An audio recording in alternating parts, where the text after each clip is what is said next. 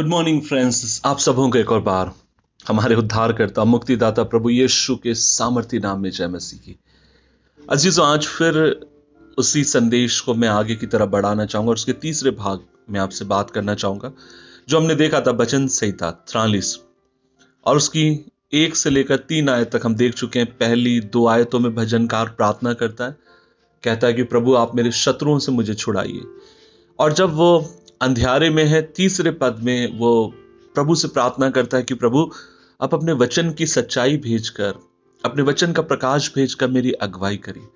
और वो कहता है जब प्रभु आप वचन का प्रकाश और सच्चाई जब मेरे जीवन में भेज देंगे तब मैं काम करूंगा। और उसकी चौथी आयत जो तीसरा भाग है और कहता है तब मैं परमेश्वर की वेदी के पास जाऊंगा और उस ईश्वर के पास जो मेरे अति आनंद का कुंड है। हे परमेश्वर, हे मेरे परमेश्वर, मैं वीणा बजा बजा कर तेरा धन्यवाद करूंगा। अजीजों, जब भजनकार कहता है कि तेरे वचन की रोशनी परमेश्वर तू मुझ पर उंडेलेगा, तब मैं एक काम करूंगा और वो ये है, मैं तेरे पवित्र भवन में जाकर मैं तेरी आराधना करूंगा। इसका मतलब ये है भजनकार ये चाह रखता है कि मुझे परमेश्वर की इबादत करनी है। लेकिन अजीजों, कभी इस बात को ना भूलें, एक तरफ उसका मन ये कह रहा है कि ईश्वर ने उसे छोड़ दिया, ईश्वर ने उसे त्याग दिया, वह अंधियारे में सोकर जा रहा है। उसका मन इस बात से उसको उभरने नहीं दे रहा है कि चारों तरफ उसके शत्रु उस पर घेरा लगाए हुए और वो उसको खत्म करना चाहते हैं। लेकिन ऐसी परिस्थिति में भी वो इच्छा रखता है कि परमेश्वर मुझे आपकी आराधना करनी है, परमेश्वर मुझे उस स्थान पर जाना है जहां मैं तेरी इबादत कर सकूं। परमेश्वर, मेरा दिल मेरे साथ नहीं दे रहा, लेकिन फिर भी मैं तेरी आराधना करना चाहता हूं। अजीजों, मैं एक बात आपसे कहना चाहता हूं, उसका हृदय टूट चुका है। उस अपनी आत्मा में कहीं ना कहीं वो अपने आप को पिसा हुआ महसूस कर रहा है। लेकिन उस टूटे हुए दिल और पिसी हुई आत्मा के बीच में वो अपने परमेश्वर की इबादत करना चाहता है। आज मैं एक बात आपसे कहना चाहता हूं, सच्चे विश्वासी का एक चिन्ह यह है, सच्चे विश्वासी के जीवन का एक चिन्ह यह है, वह व्यक्ति दर्द के समय में भी परमेश्वर की आराधना करेगा। आप अय्यूब को देख लीजिए, अय्यूब ने क्या कहा जब उस सब कुछ उसका चला गया। तब अय्यूब क्या कहता है?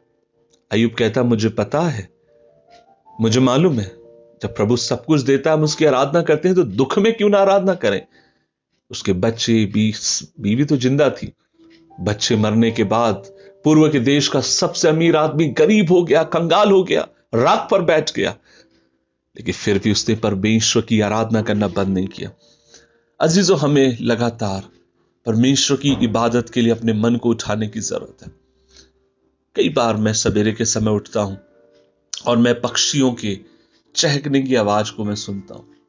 और बचपन से हमें यही सिखाया गया है कि ये पक्षी सुबह उठकर अपने ईश्वर की और अपने रचने वाले की इबादत करते हैं। अच्छी मैं आपसे कहना चाहता हूं, मूक जानवर जो बोल नहीं सकता, जिसकी भाषा को हम समझ नहीं सकते, वो हमारी समझ नहीं सकता, लेकिन उसमें इतनी समझ जरूर है हर दिन अपने प्रभु की इबादत करना। और हम कितने कमजोर हैं, इस बात को हम भूल जाते हैं।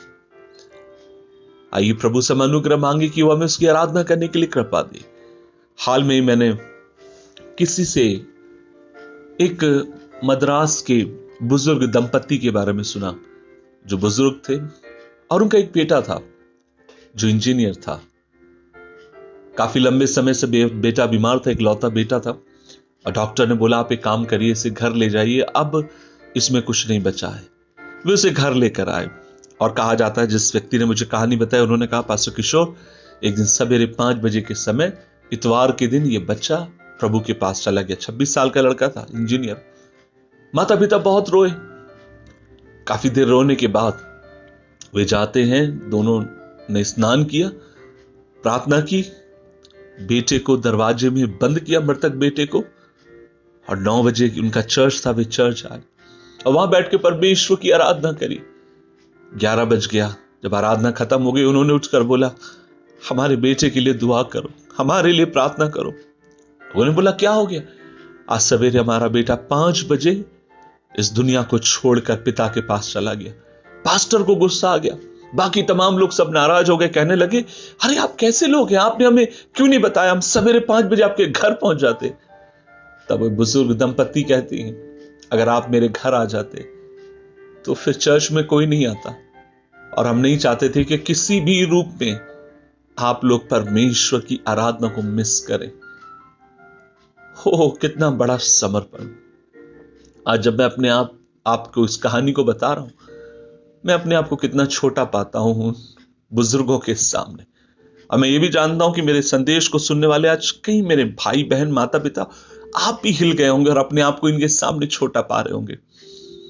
लेकिन आइए, कभी भी देर नहीं होती मसीह यीशु में, और आइए आज हम प्रभु के सामने नतमस्तक हो जाएं, अपने दिल को तोड़कर कहें, प्रभु मैंने पाप किया, मैंने गलती करी है, मुझे माफ कर और मुझे अनुग्रह दे कि मैं भी तेरे भवन में तेरी इबादत करने वाला हो जाऊं, तेरी आराधना करने वाला ठहरूं हर परिस्थिति में। अजीजों, 29 जुलाई को मेरी मां 2012 को इस दुनिया को छोड़कर प्रभु के पास चली गई।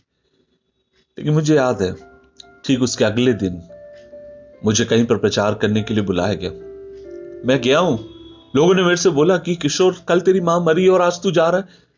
मैंने कहा नहीं अजीजों, मैं आपसे कहना चाहता हूं, जब आप प्रभु की इबादत करना चाहते हैं, ना मौत ना खुशी कोई चीज आपको रोक नहीं सकती। इसलिए मैं आपसे कहूंगा, आराधना करना भावना नहीं है, आराधना करना एक जीवन का निर्णय है जिसे आप और मैं अपने जीवन में लेते हैं। आइए प्रभु से प्रार्थना करें। प्रभु जी, हम धन्यवाद देते हैं आज के दिन के लिए, हमें अनुग्रह दे, और मेरे भाई और बहन जो लोग सुन रहे हैं उन पे तेरी आत्मा को मैं मांगता हूं और दुआ करता हूं, ऐसी हमें कृपा प्रदान कर कि प्रभु हम तुझ में बढ़ते चले जाए, तेरे भवन की लालसा में बढ़ते चले जाए। अनुग्रह मांगते हैं यीशु मसीह के नाम से,